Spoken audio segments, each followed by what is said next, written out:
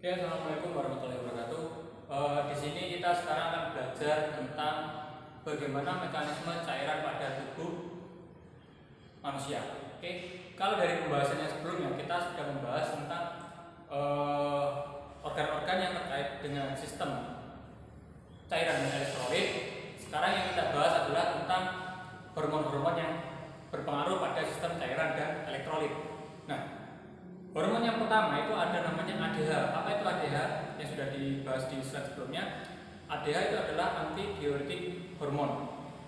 Jadi hormon ADH ini adalah hormon yang mengatur proses keluarnya urin atau proses keluarnya cairan. Nah, hormon ADH sendiri atau antidiuretik hormon ini dipengaruhi oleh dua faktor. Hormon ini akan keluar jika yang pertama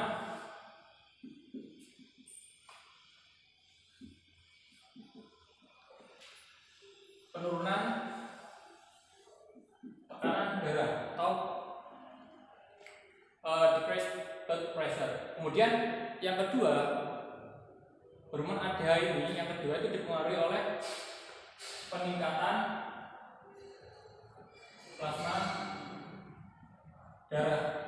Nah, kenapa peningkatan plasma darah? Kita tahu bahwasanya dalam pembuluh darah itu ada cairan. Nah, ketika terjadi peningkatan plasma darah, maka cairan di dalam pembuluh darah itu menjadi sedikit, sehingga cairan ini nanti di dalam pembuluh darah itu sifatnya adalah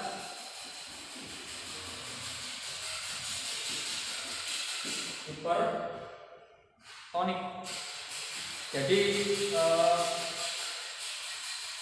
plasma darahnya terlalu banyak, kemudian akibatnya cairannya itu sedikit, sehingga mengakibatkan kekentalan atau viskositas pada pembuluh darah.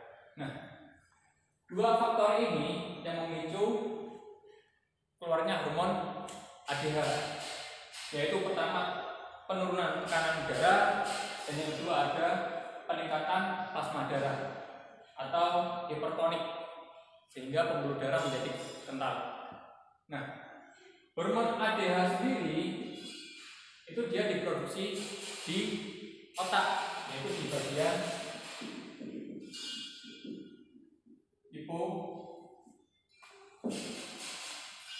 diproduksi di bagian hipotalamus. Kemudian spesifiknya di mana? Yaitu di ADH ya, di hipofisis posterior. Jadi hormon ADH ini letaknya ada di hipotalamus, kemudian spesifiknya ada di hipofisis posterior. Nanti dia akan dikeluarkan oleh namanya kelenjar pituitari.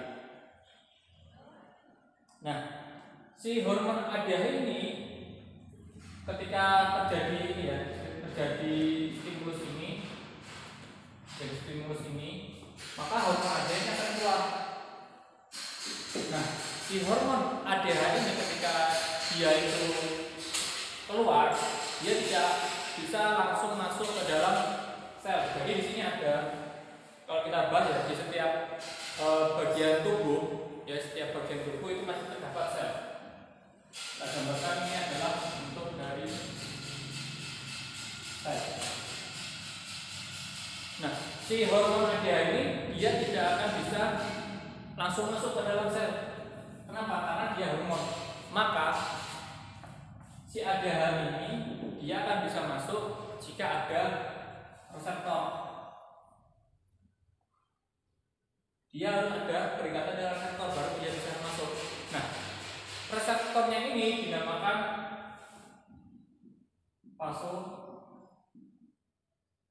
vasopressin. Dinamakan dengan vasopressin 2. Jadi ketika ADH dikeluarkan dari hipofisis posterior, kemudian dia keluar, dia akan masuk ke dalam sel melalui ikatan dari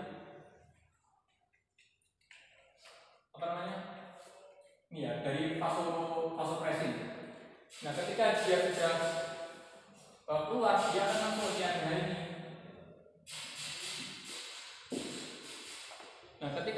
ADH masuk, dia akan mengubah struktur dari inti sel.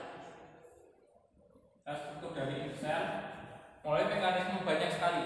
Ada mekanisme GS, kemudian dia akan berubah menjadi GTP, kemudian dia akan diaktivator oleh ATP, kemudian dia berubah menjadi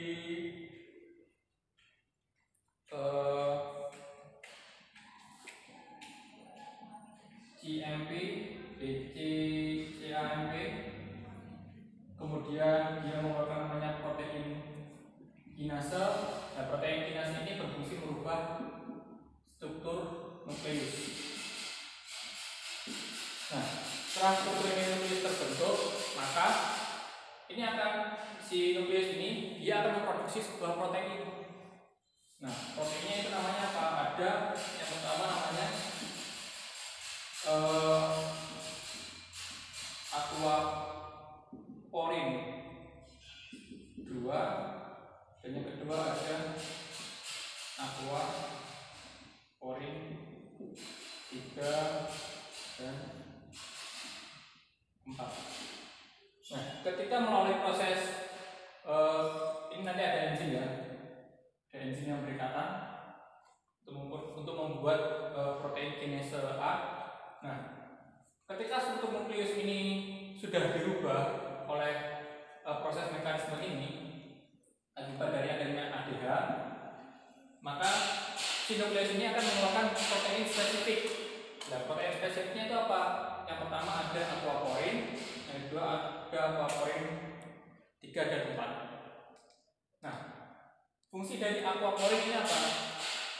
Jadi fungsi dari aquaporin, kalau kalian ingat pelajaran tentang sel, itu kan ketika sel, lapisan sel yang pertama itu adalah membran semi permeable. Jadi dia dilapisi oleh namanya lemak atau biasa disebut phospholipid bilayer. Jadi ada 2 lapisan lemak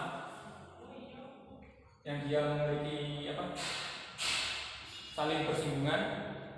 Maka fungsi dari aquaporin, terutama aquaporin 2, dia ini akan membuka phospholipid bilayer di daerah sini.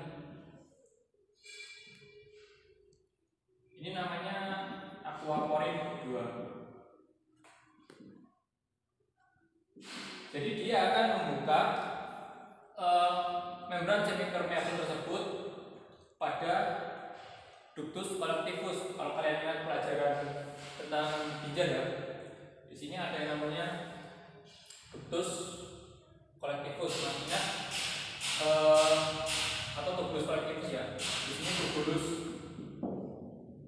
proximal, di sini tubulus distal, baru di sini tubulus colectivus atau tubulus pengumpul. Nah, fungsi dari aquaporin 2, dia ini membuka jalan antara ductus collectivus dengan sel melalui membran semi permeable. Nah, kemudian ada aquaporin 3 dan 4. Jadi aquaporin 3 dan 4 dia fungsinya membuka jalan juga. Nah, aquaporin 3 dan 4 dia membuka jalan, cuma jalannya dia buka itu adalah jalan menuju pembuluh darah. Kalau tadi aquaporin 1 dari tubulus colectivus menuju ke dalam sel, sedangkan aquaporin 3 dan 4 dia akan membuka jalan menuju pembuluh darah.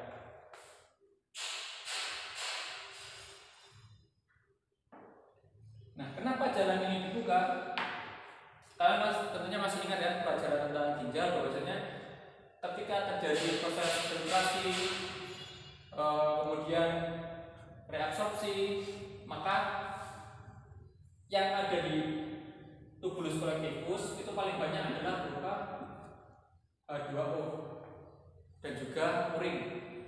Di sini H2O, H2O, H2O.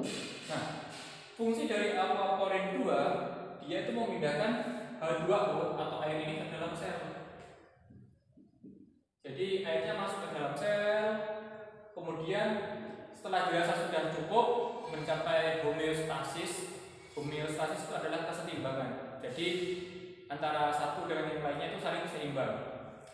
Ketika sudah mencapai homeostasis, maka air yang sudah masuk ini,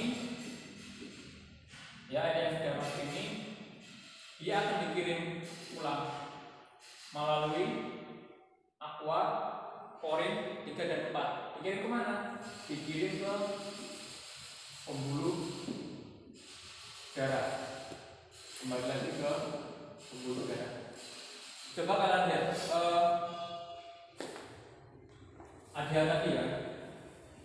Jadi ADH ini dia akan keluar jika terjadi penurunan tekanan darah dan peningkatan plasma darah atau hipertoni. Nah, akibatnya apa? Kalau penurunan darah jelas tekanan darahnya akan turun di bawah normal. Kalau peningkatan plasma darah, cairan di dalam pembuluh darah itu pasti dia akan kental. Nah, setelah terjadi ADH ini masuk ke dalam sel, terjadi proses seperti ini, kemudian mengalirkan air ke dalam dari tubulus kolektifus masuk ke dalam sel, kemudian dia keluar masuk ke dalam pembuluh darah. Artinya di dalam pembuluh darah ini kaya akan H2O.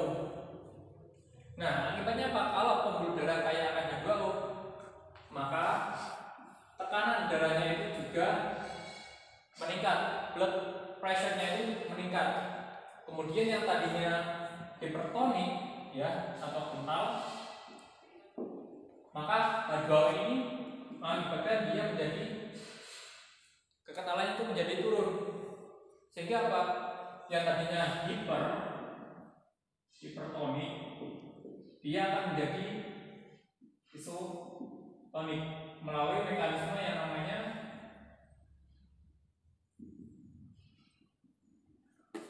homeostasis atau keseimbangan. Nah, di sini juga berlaku hukum tentang difusi osmosis. Nah, ini adalah contoh bagaimana hormon ADH itu bekerja terhadap proses eliminasi cairan atau cairan dan elektronik.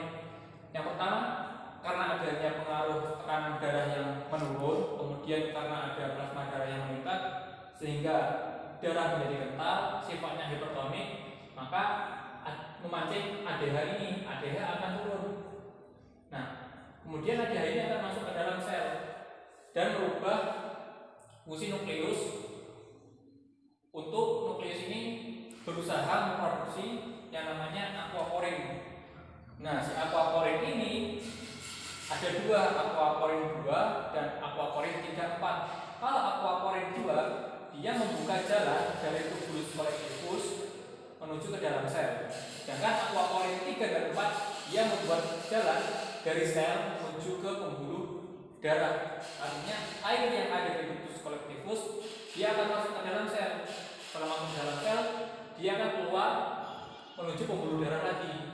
Sehingga pembuluh darah yang tadinya tekanan darahnya turun, ya, tekanan darahnya turun, dia akan meningkat karena terjadi penambahan cairan. Nah, yang tadinya dia kental atau pekat atau hipertonik karena dia pertambahan H2O, maka dia akan menjadi isotonik. Nah, yang namanya hiper itu artinya tinggi. Kalau rendah itu hipo. Kalau seimbang itu isoton.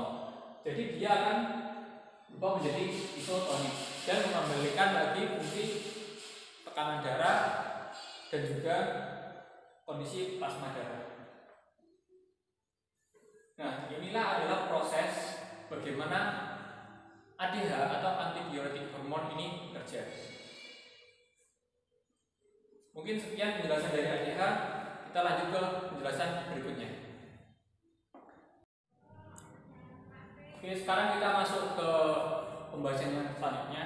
Jadi ini adalah suatu sistem yang paling penting dibanding hormon ADH tadi. Ada namanya RAAS atau biasa disebut RAS. Jadi RAS ini apa? Jadi RAS ini adalah renin, angiotensin, aldosteron system. Jadi suatu sistem yang terdapat 3 hormon yang sekaligus mengatur bagaimana proses cairan dan elektrolit bisa kembali lagi ke pembuluh darah. Nah, sistem RAS ini merupakan suatu sistem yang kompleks sehingga perlu pembahasan yang mendalam. Kita hanya bahas sedikit saja tentang gambaran umumnya saja. Jadi yang pertama, ada beberapa organ, ya kalau kalian baca kemarin beberapa organ dia itu memiliki fungsi terkait cairan. Ada yang namanya ginjal, ini yang paling utama adalah ginjal. Kemudian ada hati atau liver, ya kemudian yang ketiga yang paling penting juga ini ada namanya paru. Jadi 3 organ ini dia memiliki fungsi dalam proses pengaturan cairan dan elektrolit dalam tubuh manusia. Oke, kita mulai dari yang pertama. Kalau kalian ingat ya anatomi tentang ginjal, bahwasanya ginjal kan ada 2, ada di kanan dan di kiri. Nah, di ginjal sendiri kalau kalian lihat di internet ya, atau lihat di buku anatomi, di atasnya ginjal ini, ya di bagian sini, ini pasti ada yang bentuknya itu seperti piramid, warnanya kecoklatan atau kuning seperti gambar lemak. Nah, ini segitiga ini dia itu dinamakan adrenal. Dinamakan adrenal. Kenapa dinamakan adrenal? Masih ingat tentang nama anatomi ginjal? Anatomi ginjal itu adalah renal, ya. Anatomi ginjal itu adalah renal. Nah, tinggal nambahin aja adrenal. Artinya apa? Dia itu adalah suatu bagian yang ada di atasnya renal. Jadi ini bisa diartikan atas dan renal itu ginjal. Jadi letaknya di atasnya ginjal. Maka kenapa dia dinamakan adrenal? Oke, sudah paham dari sini? Tidak usah dijawab ya, karena nggak bisa dijawab kalian. Nah, sekarang kita masuk ke itu masuk ya, adrenal itu masuk kelenjar. Kita masuk ke kelenjar adrenal. Nah, kalau kalian cermati lagi, kalian cari di internet kelenjar adrenal itu dibagi menjadi beberapa bagian. Ada bagian korteks adrenal dan ada medula. Jadi kita bahas yang korteks adrenal saja ya. Korteks adrenal itu adalah bagian atau lapisan yang melapisi bagian dalam dari kelenjar adrenal. Jadi ada beberapa bagian dari dari korteks ya. Ada bagian dari korteks adrenal itu ada 3, yaitu biar gampang namanya kita bahas saja. Yaitu yang pertama ada zona glomerulosa. Jadi bagian pertama ini ya, bagian yang awal ini ada namanya zona glomerulosa. Kemudian di atasnya zona glomerulosa itu ada zona fasciculata. Jadi zona atasnya bagian dalam dari kelenjar adrenal itu adalah zona fasciculata. Kemudian yang ketiga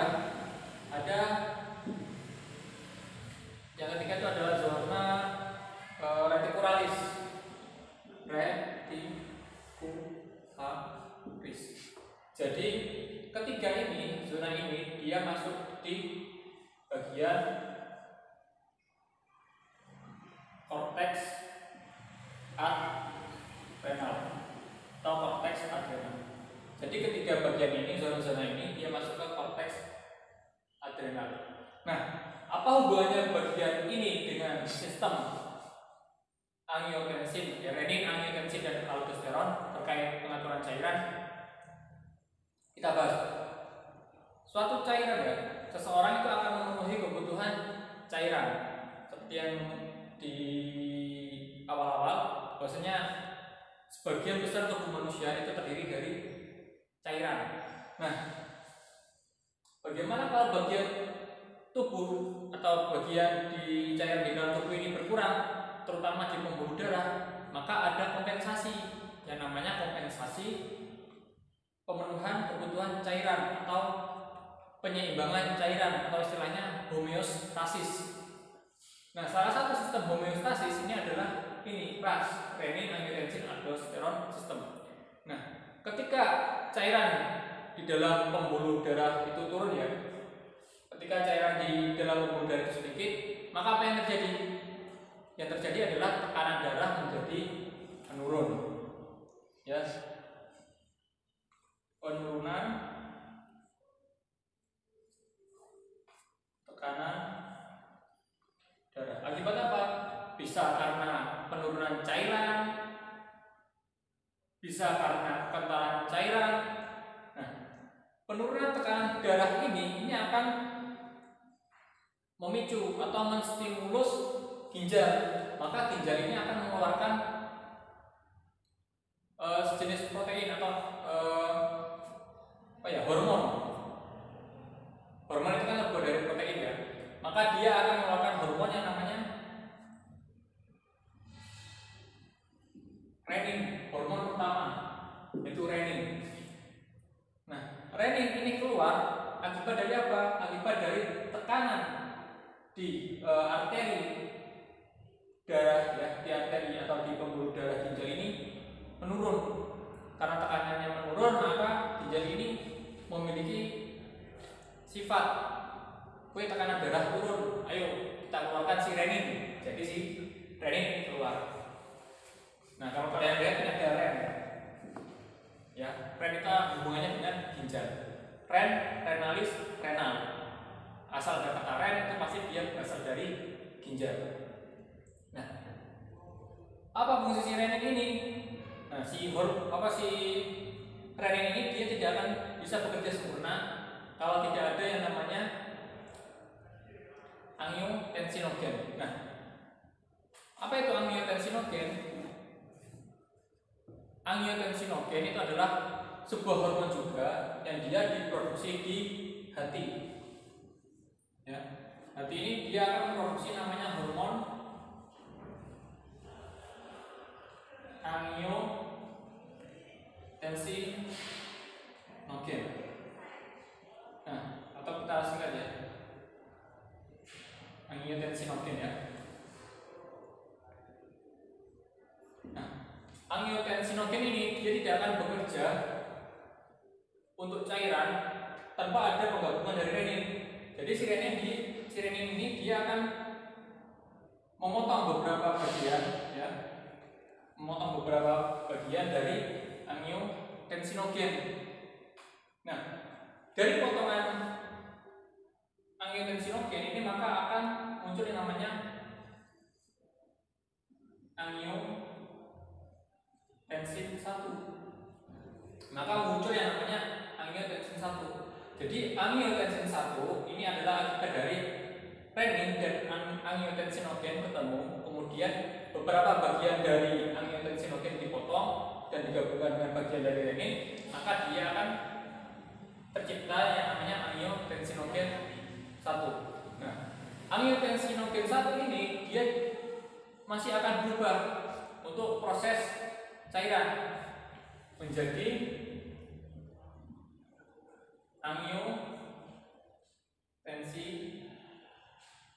angiotensin 2.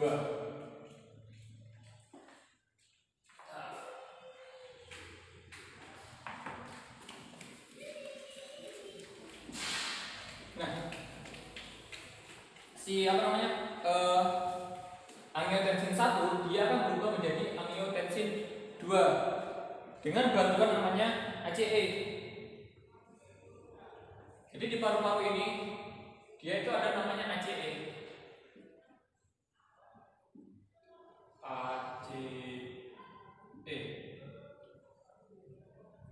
ACE itu adalah angiotensin converting enzyme. Jadi ACE atau angiotensin converting enzyme dia itu diproduksi di paru-paru.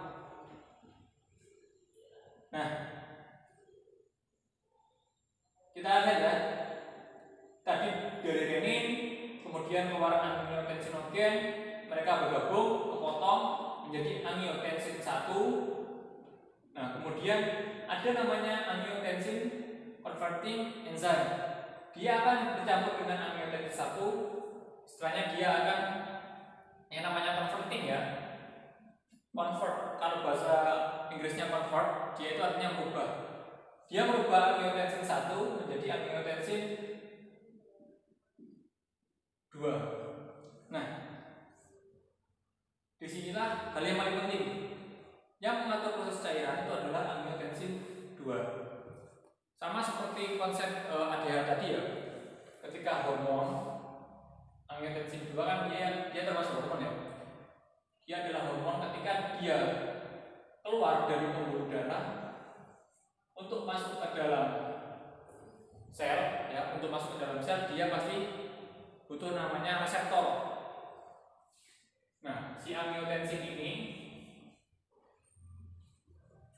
dia akan berdekatan dengan reseptor, kemudian dia akan masuk ke dalam sel. Nah, seperti apa? Ya, mekanismenya rumit sampai. Mekanismenya itu mekanisme yang agak rumit. Nanti dia akan masuk, kemudian dia akan menjadi GS, kemudian dia akan menjadi GTP. Setelah dia menjadi GTP, dia akan bergabung dengan namanya enzim AC. Setelah dia bergabung lagi, dia akan menjadi CAMP, kemudian dia akan mengeluarkan namanya protein kinase, dan protein kinase ini nanti dia akan mengubah dari molekul nukleus untuk memerintahkan mengeluarkan suatu protein spesifik.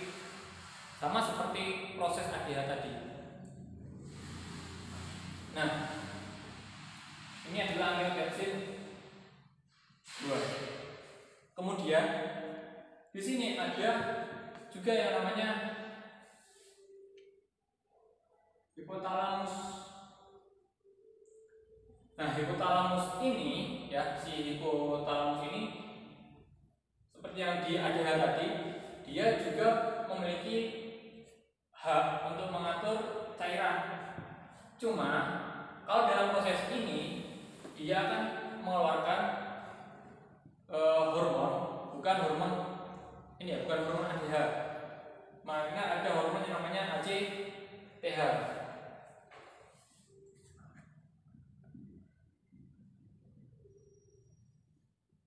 Nah, ACTH ini biasanya dikeluarkan ketika terjadi rasa stres. Kalau kalian tahu, sama ya, ACTH ini dikeluarkan di hipofisis posterior. Hipotalamus sendiri dia itu tidak hanya mengatur tentang cairan, dia juga mengatur tentang termoregulasi tubuh. Jadi mengatur tentang suhu badan, kemudian mengatur tentang mekanisme stres. Nah, hormon ACTH atau disebut dengan hormon adrenal kortikosteroid,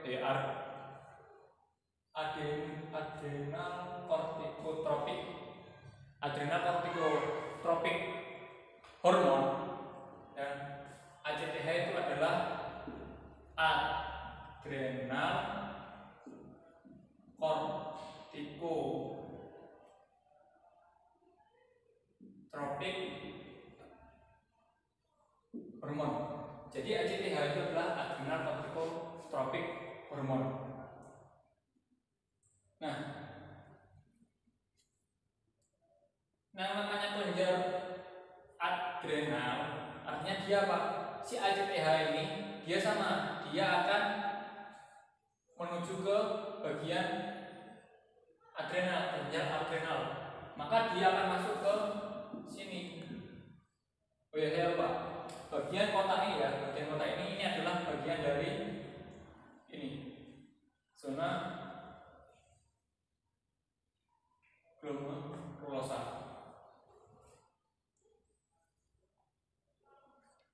Jadi yang kita bahas ini masih masuk di bagian zona glomerulosa. Nah, ACTH ini ketika dia masuk ya, ketika dia masuk sini, maka sama, dia akan berikatan dengan reseptor pertama ya.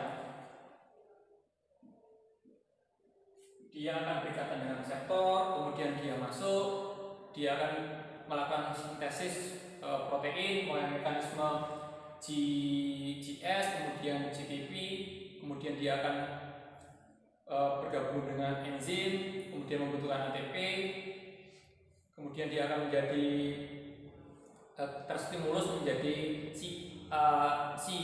AMP, kemudian dia terstimulus lagi akan menjadi protein kinase. Nah, setelah itu terjadi ya, maka apa yang terjadi? Dia akan men-trigger proses keluarnya aldosteron. Nah, men-trigger keluarnya proses aldosteron. Aldosteron kalau kalian lihat di sini ya, di kelenjar adrenal. Kalau di kelenjar adrenal itu ada lapisannya berupa lemak, karena akibat dari proses ini, maka terjadi yang namanya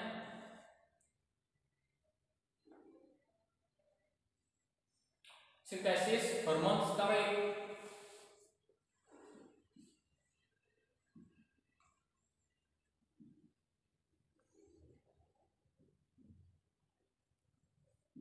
Nah, sintesis hormon steroid ini yang disintesis apa?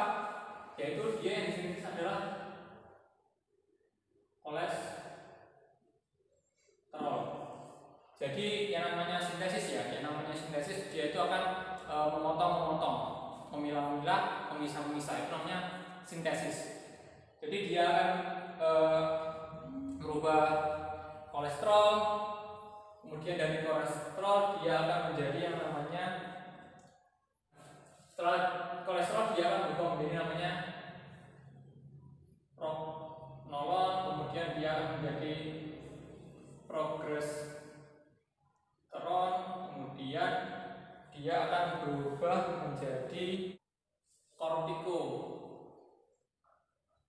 kortikosteron dan akan menjadi namanya aldosteron.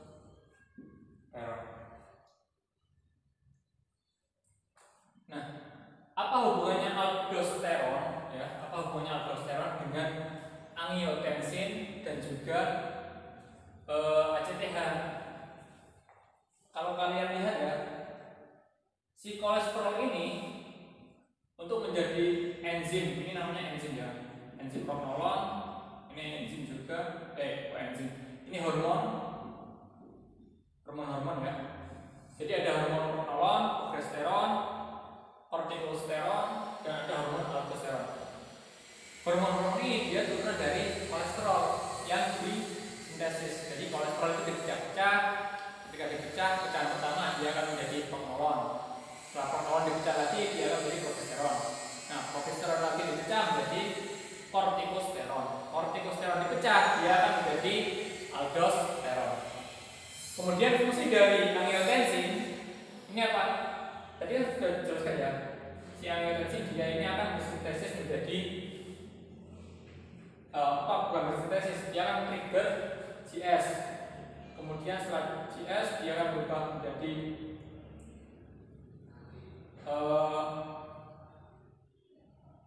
GTP.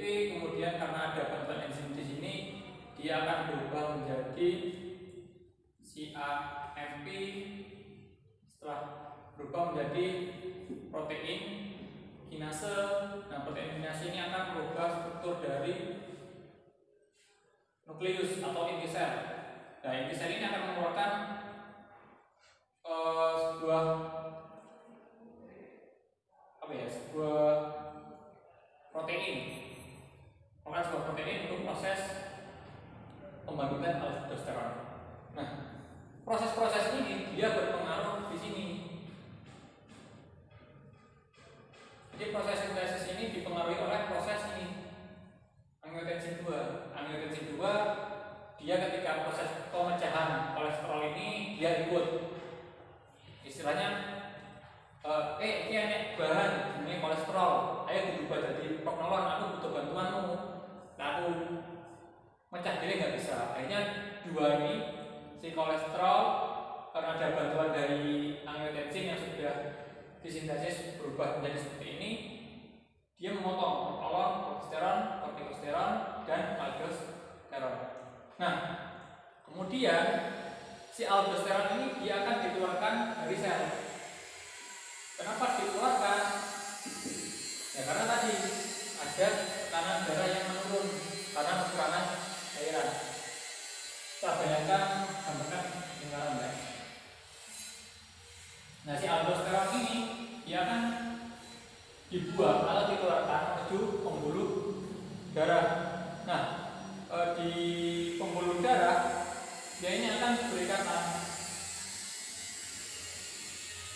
Yang pertama itu dia akan berikatan dengan yang namanya kortikosteroid.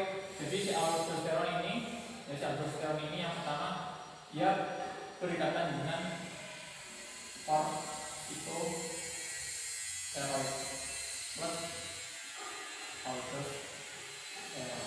Yang kedua, dia ini akan berikatan dengan yang namanya albumin.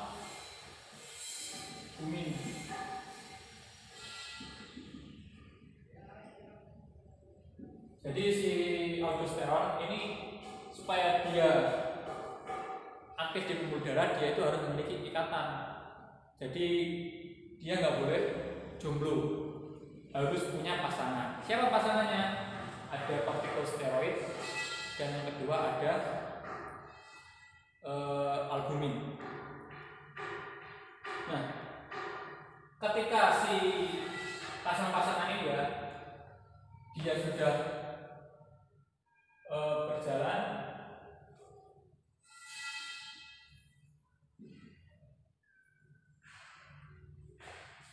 dia masuk ke sini ya, dia jalan-jalan ke seluruh tubuh, selain dia kencang.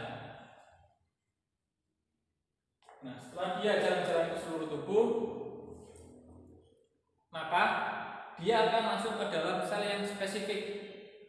Kalau kalian di sini ingat ya, oke tadi ya, ini jalan-jalan ke seluruh tubuh, kemudian si aldosteron dia ini masuk ke dalam sel. Nah, sel ini khusus sel yang berada di bagian tubulus distal. Nah, kenapa dia masuk si aldosteron? Karena si aldosteron ini membawa pesan. Pesannya apa? Kita kekurangan cairan. Sel di ginjal, ayo tak kirim pesan, nanti pesan ini sampaikan ke ginjal. Nah, di sini si aldosteron ini masuk. Ketika dia masuk, dia akan memberikan pesan pada nukleus atau inti sel, sehingga si nukleus ini akan memerintah sel. Enek pesan ke aldosteron. Iki cairan tubuh kurang. Saya perintahkan silakan buat protein spesifik. Nah, si inti sel ini si nukleus ini memerintahkan sel untuk membuat yang namanya protein spesifik. Sama di ADH tadi ya, sama di bagian ADH tadi, bahwasanya kalau di ADH tadi ada hormon apa tadi ya, aquaponin ya, ada hormon aquaponin. Kalau di sini protein spesifik. Nah, si protein spesifik dia membuka ini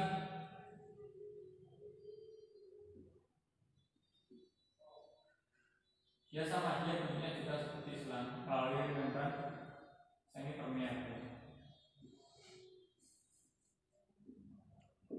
Di pembahasan aldosteron tadi ya.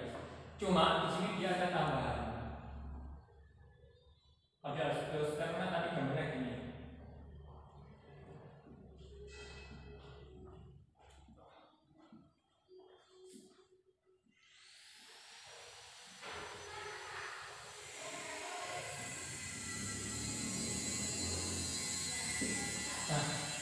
Tujuannya apa? Tujuannya kalau tadi yang di ADH itu adalah cairan, kalau yang di sini karena di tubuh kristal ini kayak akan natrium, natrium, natrium, natrium, maka si natrium ini akan masuk ke dalam sini. Nah, ini apa? Nah, ini mekanisme yang di sini. Ini kan seperti spesifik. Yang di sini ini adalah mekanisme yang namanya transport aktif. Nah, untuk proses transport aktif, kalium itu masuk, natrium itu keluar, dan kalium itu masuk, natrium itu keluar. Nah, untuk natrium sendiri dia mengeluarkan, dia butuh yang namanya ATP atau 3Na. Sedangkan kalium yang masuk dia membutuhkan ADP atau 2. ATP itu adenosin trifosfat, kalau ADP adenosin difosfat. Tri itu 3, D itu 2. Nah, ketika di sini banyak sekali natrium ya. Natrium, karena terlalu banyak natrium, maka apa yang terjadi? Ingat konsep dari garam atau natrium. Natrium ketika ada suatu sel atau suatu tempat, kalau dia kelebihan natrium, sifat natrium itu adalah menarik air, sehingga apa? Airnya itu akan, air di sini dia akan masuk ke dalam sel. Nah, karena ada proses ini, ya karena ada proses natrium potasium pump atau pengeluaran natrium dan kalium, maka karena di sel ini kelebihan natrium, sedangkan di sini kekurangan natrium, maka terjadi proses yang namanya difusi. Jadi si natrium ini dia, ingat ya, ini kalau di pembuluh darah dia tuh kelebihan kalium. Kalau di sini kalium natriumnya tinggi, Na-nya tinggi, kaliumnya itu rendah, sehingga apa? Saling join proses homeostasis, penyimbangan. Jadi misal kelebihan natrium ini, pembuluh darah kurang natrium, jadi pembuluh darah kita kasih natrium, akhirnya apa? Natriumnya masuk ke dalam pembuluh darah. Si natrium ini masuk ke pembuluh darah dan si kalium ini masuk ke dalam sel. Oleh apa ini? Mekanisme transport aktif. Nah, apa akibatnya? Akibatnya adalah di dalam pembuluh darah natriumnya kan tinggi, kaliumnya berubah menjadi rendah. Nah, sehingga apa? Ingat sifat natrium dia itu menyerap air.